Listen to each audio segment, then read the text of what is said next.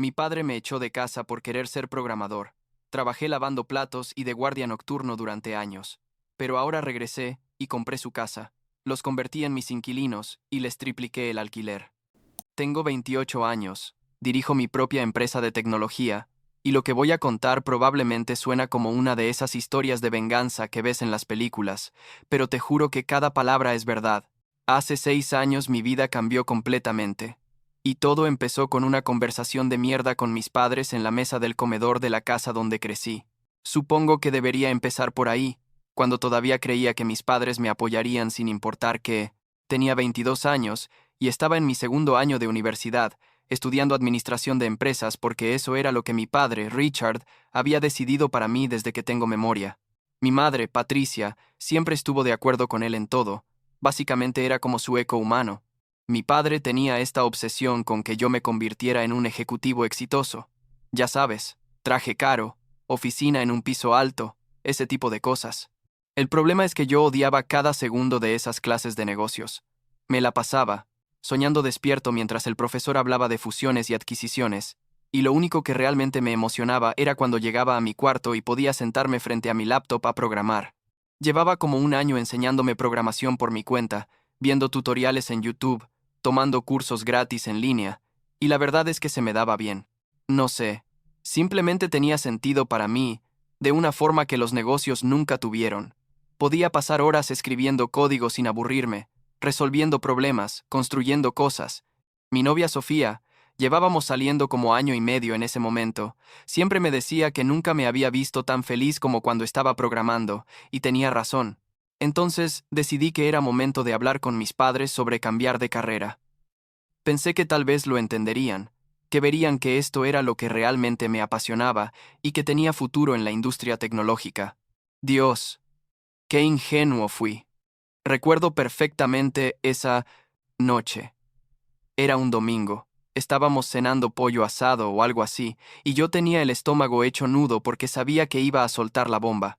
Mi padre estaba de buen humor, hablando sobre no sé qué negocio que había cerrado esa semana, y yo pensé, bueno, ahora o nunca. Así que simplemente lo dije, papá, mamá, necesito hablar con ustedes sobre algo importante. Quiero cambiar mi especialización de administración de empresas a ciencias de la computación. El silencio que siguió fue como de esos incómodos que sientes físicamente, ¿sabes? Mi padre dejó el tenedor en el plato, muy despacio, y me miró con esa cara que ponía cuando estaba a punto de perder la paciencia, pero todavía intentaba mantener la compostura. Mi madre solo me miraba fijamente, esperando a que mi padre reaccionara primero como siempre hacía. ¿Ciencias de la computación?, dijo mi padre, y podía oír el desdén en su voz. ¿Para qué? ¿Para terminar siendo un nerd que trabaja en un cubículo, escribiendo código todo el día?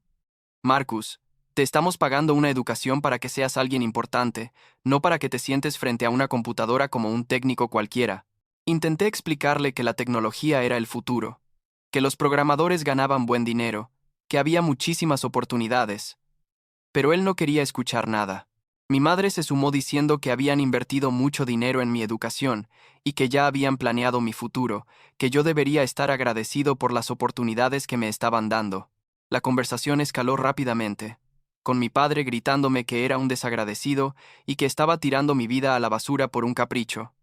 Y entonces dijo algo que nunca olvidaré. Dijo, si vas a desperdiciar tu vida de esta manera, no lo harás bajo mi techo ni con mi dinero, o sigues estudiando negocios como lo planeamos, o te vas de esta casa y te las arreglas solo. Tienes 24 horas para decidir.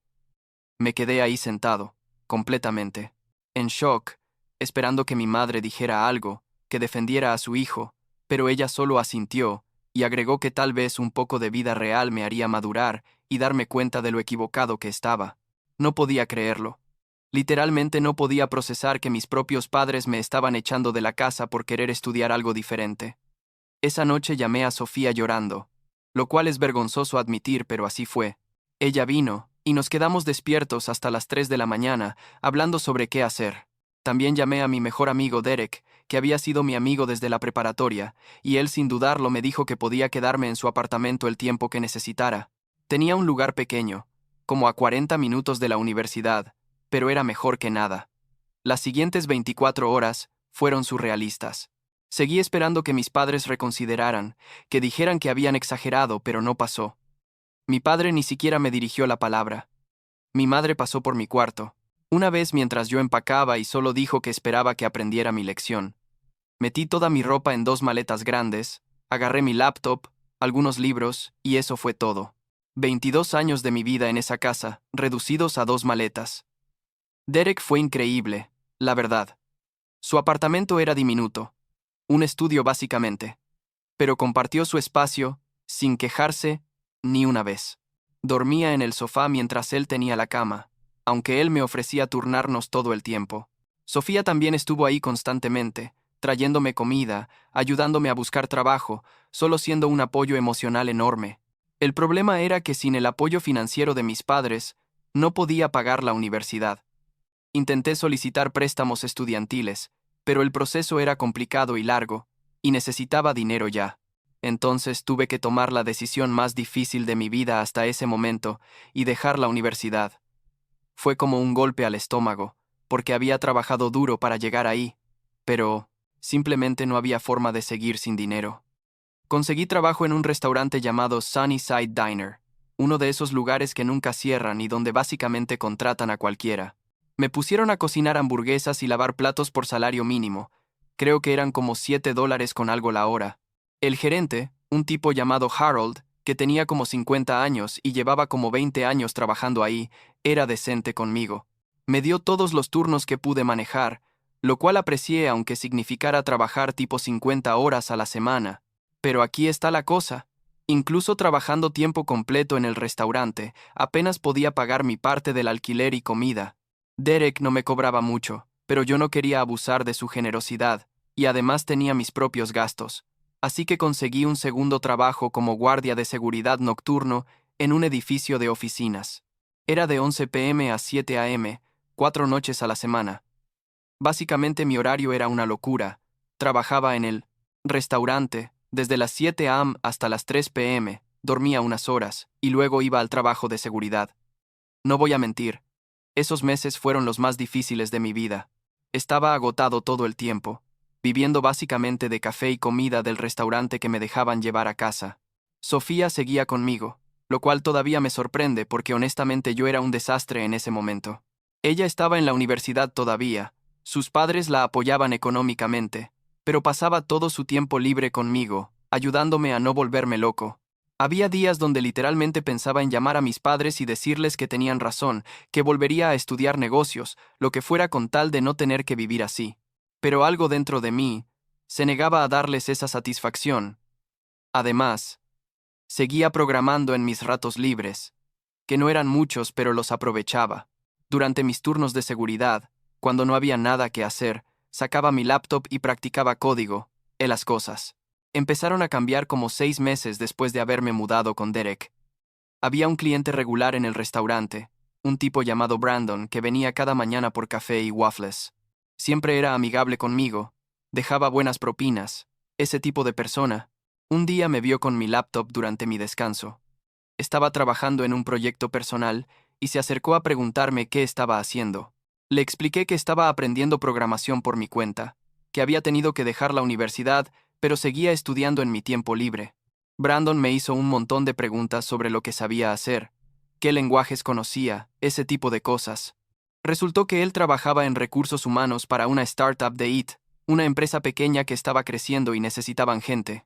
Me dijo que buscaban a alguien para un puesto de nivel inicial, básicamente soporte técnico y tareas menores, pero que podría ser una oportunidad para aprender más sobre la industria. No podía creerlo. O sea, literalmente me parecía demasiado bueno para ser verdad. Brandon me dio su tarjeta y me dijo que le enviara mi currículum, que aunque no tenía un título formal, mi portafolio de proyectos personales podría ser suficiente.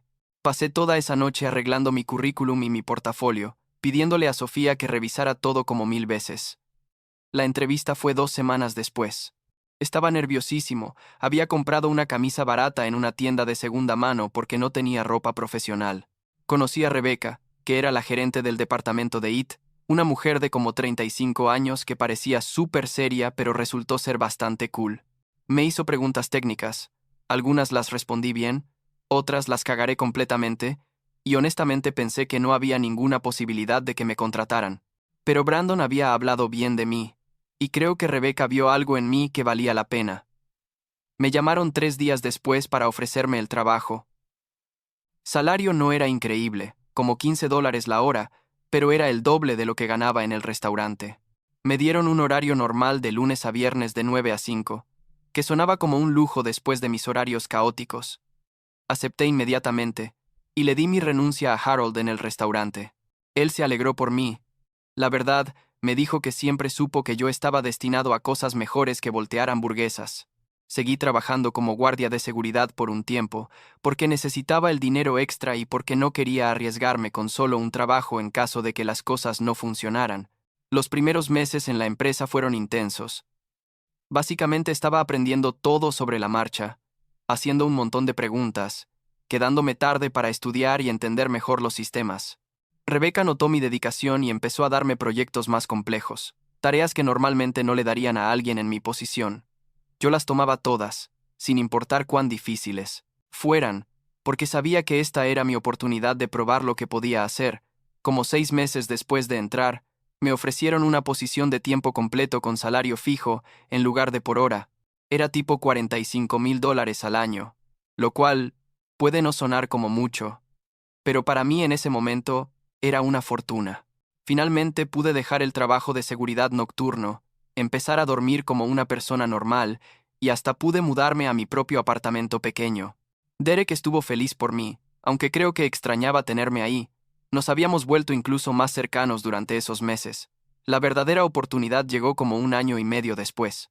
La empresa había conseguido un cliente grande, una compañía mediana que necesitaba una reestructuración completa de su sistema de IT. Era un proyecto enorme, y Rebecca me puso como líder del equipo, lo cual me sorprendió porque había gente con más experiencia. Ella me dijo que confiaba en mí, que había visto cómo trabajaba, y sabía que podía manejarlo. Ese proyecto casi me mata. No voy a mentir. Trabajé como 70 horas a la semana, durante 3 meses, pero lo logramos. No solo cumplimos el plazo, sino que el cliente quedó tan impresionado que nos recomendó con otras empresas. Rebecca me dio un aumento significativo y un bono, y empezó a hablar sobre un posible ascenso a gerente en el futuro. Pero aquí está la cosa. Mientras todo esto pasaba, no había tenido ningún contacto con mis padres, ni una llamada, ni un mensaje, nada. Al principio intenté comunicarme un par de veces, principalmente a través de mensajes de texto, pero mi madre respondía con cosas cortas y frías, y mi padre directamente me ignoraba. Eventualmente dejé de intentar. Sofía me decía que tal vez necesitaban tiempo, que quizás algún día reconsiderarían, pero yo ya había empezado a aceptar que básicamente me habían borrado de sus vidas. Lo raro es que eso me dolía, pero también me motivaba. Cada vez que tenía un nixing, logro en el trabajo, cada vez que resolvía un problema difícil o completaba un proyecto exitoso, pensaba en mis padres y en cómo me habían dicho que estaba tirando mi vida a la basura. Eso me impulsaba a trabajar más duro, a probar que estaban equivocados. Avancemos, como 2 años. Para ese momento tenía 26 años y había aprendido muchísimo sobre la industria. Rebecca había sido una mentora increíble, pero yo sentía que había alcanzado un techo en esa empresa. Empecé a tener esta idea de iniciar mi propio negocio de consultoría de IT. Era arriesgado, obviamente, pero tenía algunos clientes que me conocían de mi trabajo anterior y que habían expresado interés en contratarme de forma independiente. Sofía, quien para ese entonces ya se había graduado y trabajaba en marketing, me apoyó completamente.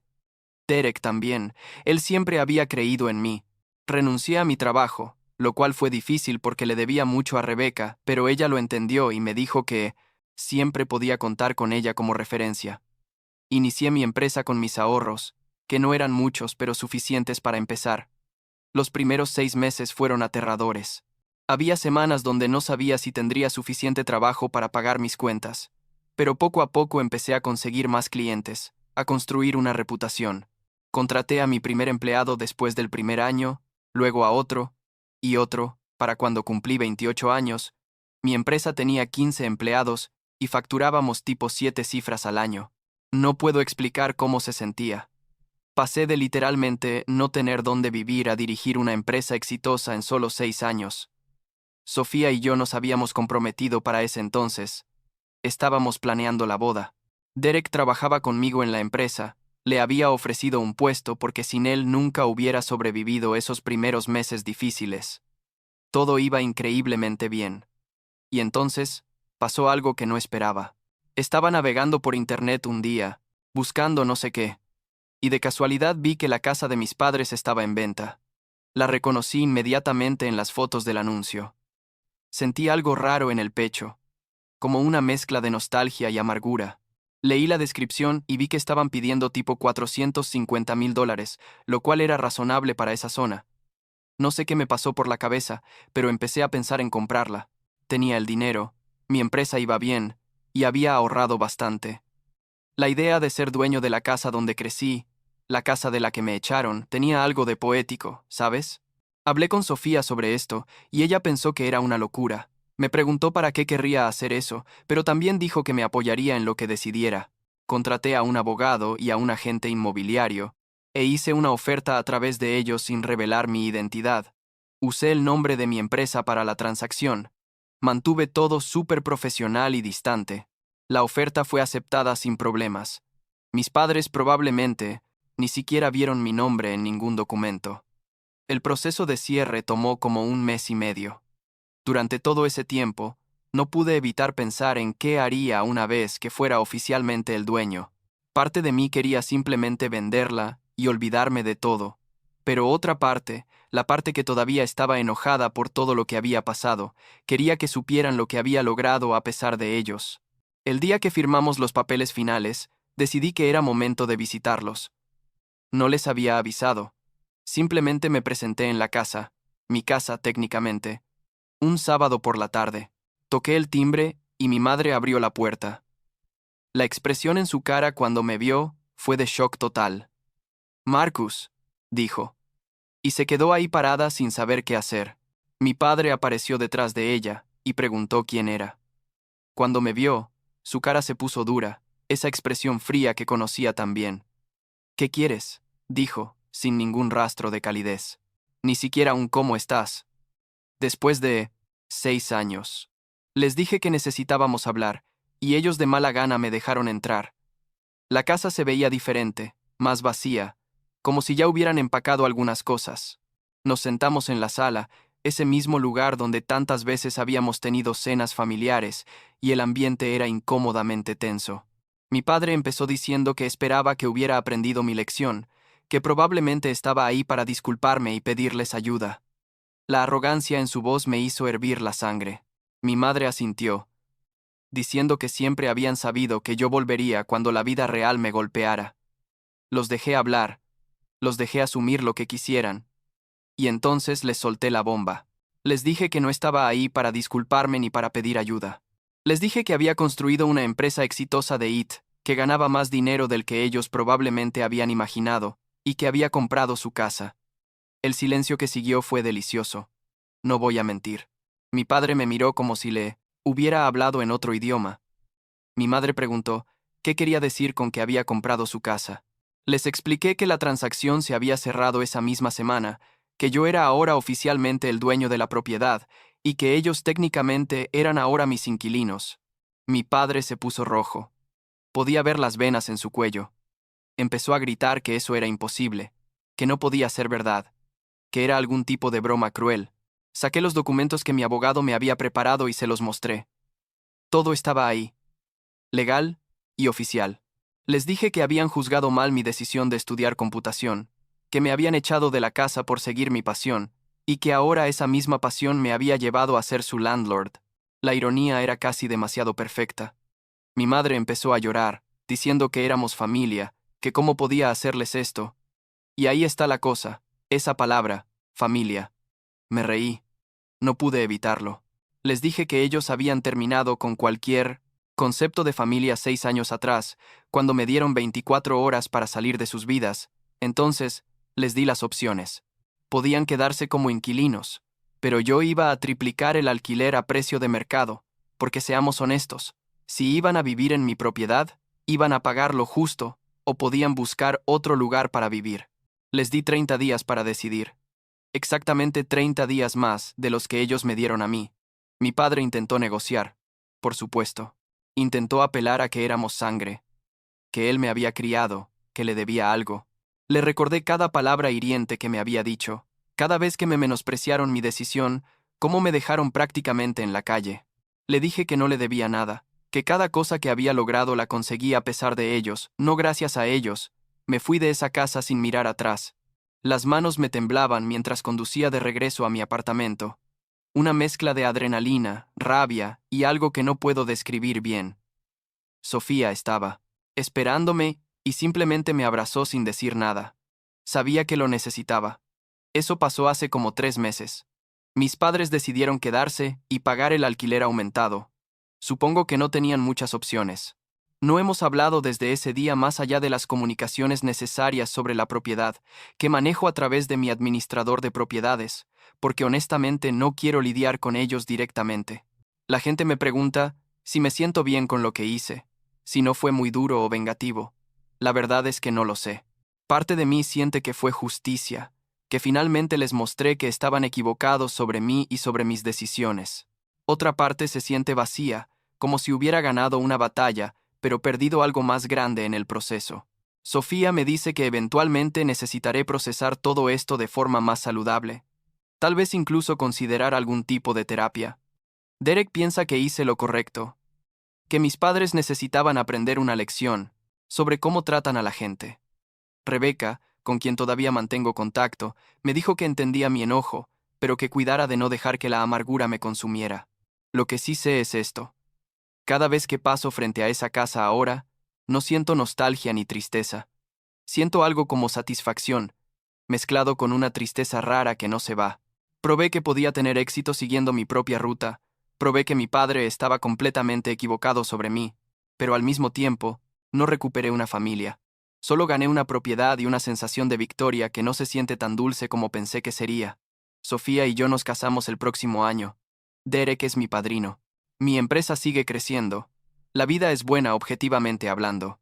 Pero hay momentos, usualmente tarde en la noche cuando no puedo dormir, donde me pregunto cómo habrían sido las cosas si mis padres me hubieran apoyado desde el principio, si habríamos llegado juntos a este punto de éxito, celebrándolo como familia en lugar de estar en esta guerra fría donde yo soy su landlord y ellos son inquilinos resentidos. Supongo que nunca lo sabré. Lo único que tengo es esta versión de la historia, donde tuve que perderlo todo para ganar algo, donde tuve que probar mi punto tan duro, que terminé comprando literalmente la casa de mi infancia, solo para mostrarles que estaban equivocados. Es una victoria, sí, pero se siente más complicada que eso. Se siente como haber ganado una guerra, pero haber perdido algo que no puedo nombrar exactamente, algo que probablemente nunca recuperaré sin importar cuánto dinero gane o cuánto éxito tenga. Y eso es todo, supongo.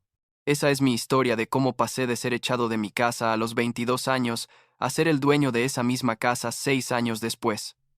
No sé si es inspiradora o triste o algo intermedio. Solo sé que es mi vida, y tengo que vivir con las decisiones que tomé, igual que mis padres tienen que vivir con las suyas.